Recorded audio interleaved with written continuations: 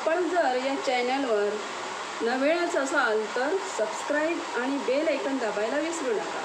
कारण आपल्यासमोर येत आहे आर्य चाणक्य यांचे विचार. आर्य चाणक्य यांचे विचार आपल्याला जिथे आपण राहतो तिथे पण त्याचा उपयोग करता येतो. आपल्या संसारामध्ये, आपल्या कुटुंबामध्ये, परिवारामध्ये आणि जिथे आपण नोकरी धंदा करतो तिथे पण आपल्याला त्याचे विचारांचा म्हणजे विचार केला तरी चालेल. बघूया काय आहेत त्याचे विचार. ज्या ठिकाणी व्यक्तीला मान सन्मान, नोकरी, बांधव, नवीन ज्ञान म्हणजे अनुभव मिळत नाही अशा ठिकाणाचा त्याग करावा. म्हणजे याचा भावार्थ काय असेल? मनुष्य इतर प्राण्यांहून वेगळा आहे. त्याच्या गरजाही वेगळ्या आहेत.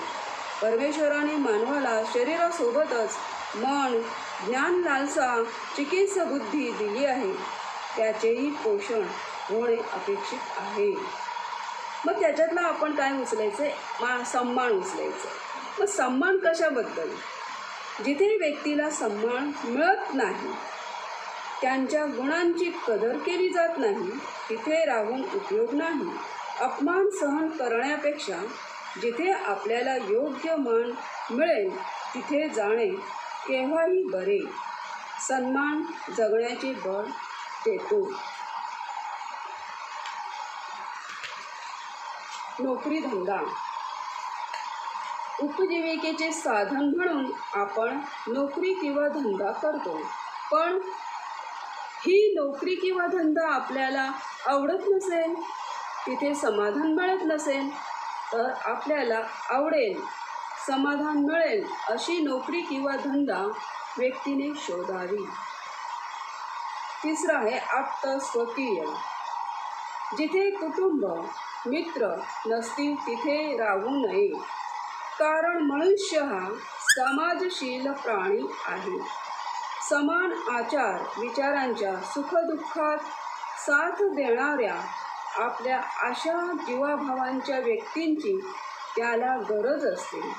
कुटुंब, आप्त, स्वकीय, मित्र हे जर सोबत असले तर जगण्याची मजा काही औरच असते.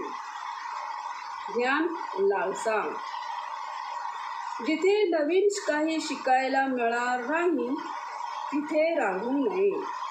ग्रंथालये, शिक्षण संस्था, उद्योगधंद्यांचे ज्ञान, छंद वर्ग असतील जिथे बौद्धिक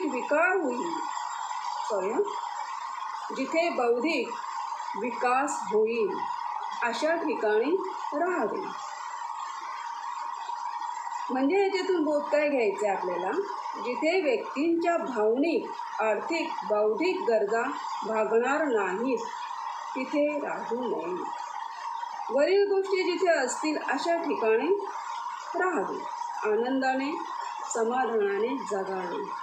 आपल्याला जर नक्कीच आवडलं असेल तर लाईक, सबस्क्राईब आणि बेल आयकॉन दाबायला विसरू नका. जय हिंद.